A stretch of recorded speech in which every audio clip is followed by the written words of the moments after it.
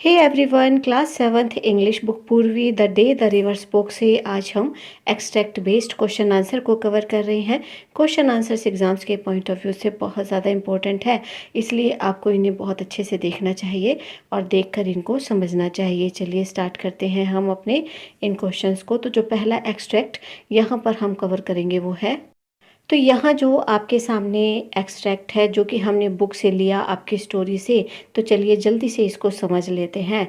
तो एकदम से आवाज़ आती है कि डियर डियर, और ये कैसी आवाज़ है? ये एक बहुत ही धीरे धीरे से बोलती हुई आवाज़ है और वो पूछती है कि क्या बात है। और जानवी एकदम से जो है डर जाती है, क्योंकि वो श्योर थी कि वो यहाँ पर अकेली थी। जानवी थी नदी के किनारे, अचानक से आवाज़ सुनाई देती है तो जाहिर है कि वो डर ही जाएगी।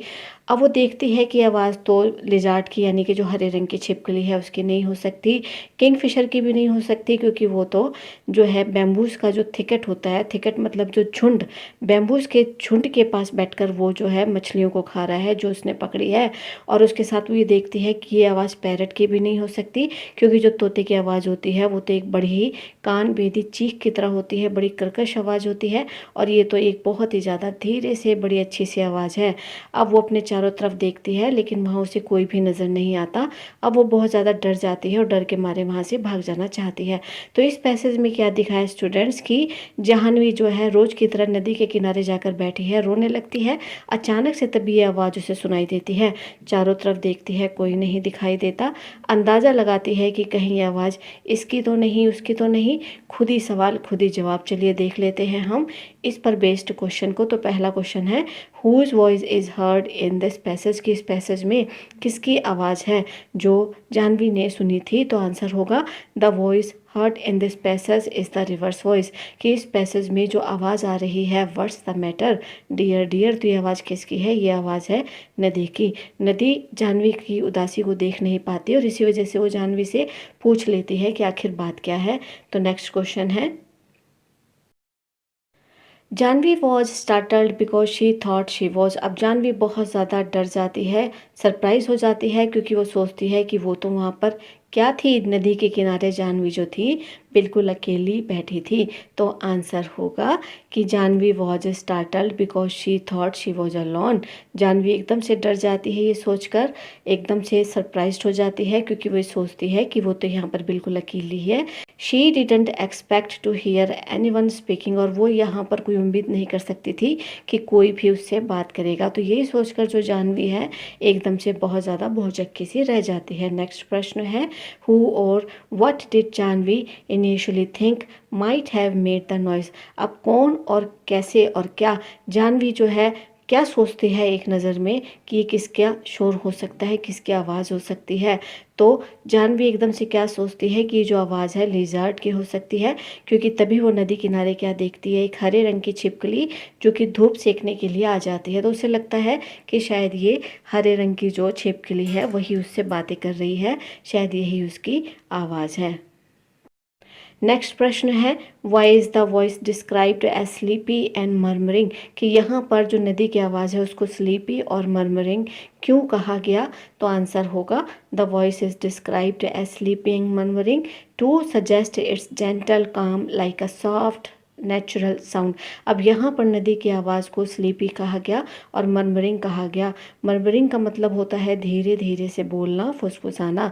तो इसी वजह से इस आवाज़ को जो उन्होंने स्लीपी कहा और मर्मरिंग कहा, क्योंकि जो आवाज़ थी वो बिल्कुल जेंटल थी, शांत थी और बहुत ही ज़्यादा सॉफ्ट नेचुरल साउंड की तरह थी, कि वो आवाज़, वो चीज़ जो कि हमें बॉदर नहीं करती, जो हमें तंग नहीं करती और जो हमें बड़ी ही अच्छी आवाज़ लगती है, स्वीट आवाज़ लगती है, जेंटल लगती है, शांत आवाज़ लगती है।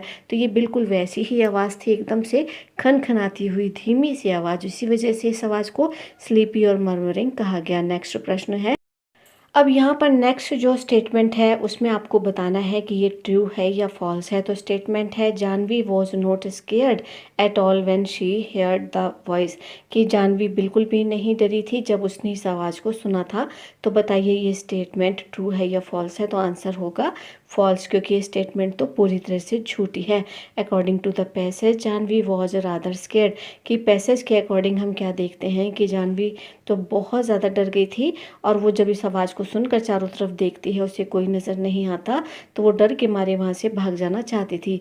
तो इसी वजह से स्टेटमेंट बिल्कुल झूठी है, जिसमें हमें ये बताया गया कि जानवी इस आवाज़ को सुनकर नहीं डरी थी। तो बढ़ते हैं हम अपने नेक्स्ट प्रश्न की तरफ। तो नेक्स्ट प्रश्न है, what type of bird was eating fish in the thicket of bamboo. Bamboo के जो पेड़ होते हैं, बांस के जो पेड़ होते हैं, थिकेट ऑफ बैम्बू का मतलब है कि उन बांस के पेड़ों का एक झुंड।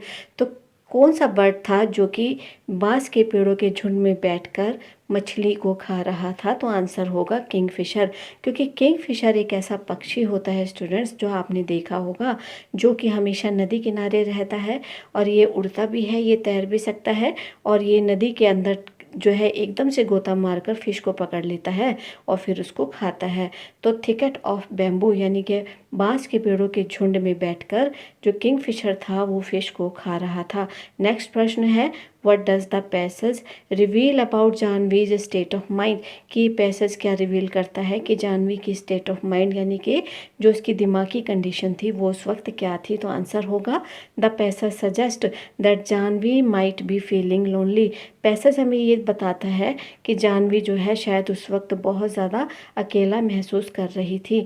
The river's voice seems to respond to her emotional state, और जो नदी की आवाज़ है इसका मतलब यही है कि नदी जो है उसके इमोशनल स्टेट को यानी कि उसके भावुक कंडीशन को हमें बता रही थी। और ऐसा होता भी है कि जानवी नदी किनारे बैठकर रोने लगती है, बहुत ज़्यादा इमोशनल हो जाती है, और तभी नदी जो है उससे बात करने के लिए आ जाती है। नेक्स्ट प्रश्न है, but literary device is use to describe the river's voice, कि रिवर्स की वॉइस को डिस्क्राइब करने के लिए कौन सा लिटरेरी डिवाइस यूज़ किया गया है? तो आंसर होगा कि पर्सोनिफिकेशन। पर्सोनिफिकेशन डिवाइस वो डिवाइस होता है स्टूडेंट जहाँ पर किसी का मानवीकरण कर दिया जाता है, बिल्कुल मानव की तरह वो व्यवहार में चीज़ आती है। तो यहाँ पर रिवर के साथ रिवर का क्या किया गया? रिवर का कर दिया गया personification. Personification is used as the river is given human like qualities by being able to speak। अब इस डिवाइस के अकॉर्डिंग क्या हुआ कि नदी जो थी बिल्कुल इंसानों की तरह उसके अंदर गुण आ गए, और वो उन्हीं की तरह व्यवहार करने लगी, उनकी तरह बोलने लगी, उन्हीं की तरह हंसने लगी, उन्हीं की तरह सोचने लगी, और उन्हीं की तरह बातें सुनकर सलाह भी देने लगी। तो यहाँ पर नदी का क्या कर दिया गया? यहाँ पर नदी का मानवीयकरण कर दिया गया। सभी जानते हैं कि नदी एक निर्जीव वस्तु है, उसमें बिल्कुल भी इमोशंस नहीं हो सकते, बोल नहीं सकती, हंस नहीं सकती। ये सारी चीज़ें किस में होती हैं? ये सारी चीज़ें होती हैं एक इंसान के अंदर। लेकिन यहाँ पर नदी को ही एक इंसान के रूप में दिखा दिया गया, जो जानवी से ना सिर्फ बातें करती है बल्कि हंसती है, उसे समझाती है और उसे सही राह भी दिखाती है। तो यहाँ पर कौन सा डिवाइस यूज़ हुआ? यहाँ पर डिवाइस यूज़ हुआ पर्सोनिफिकेशन। तो स्टूडेंट उम्मीद है ये आंसर आपको बहुत अच्छे से समझ में आ गए होंगे। वीडियो को लाइक कमेंट शेयर ज़रूर कीजिए, साथ ही सब्सक्राइब करके नोटिफिकेशन बेल को प्रेस कीजिए ताकि आने वाला हर वैल्यूबल वीडियो आप तक पहुंचे। मिलते हैं हम आपसे अपने नेक्स्ट वीडियो में। Till then keep watching, stay connected. Thank you.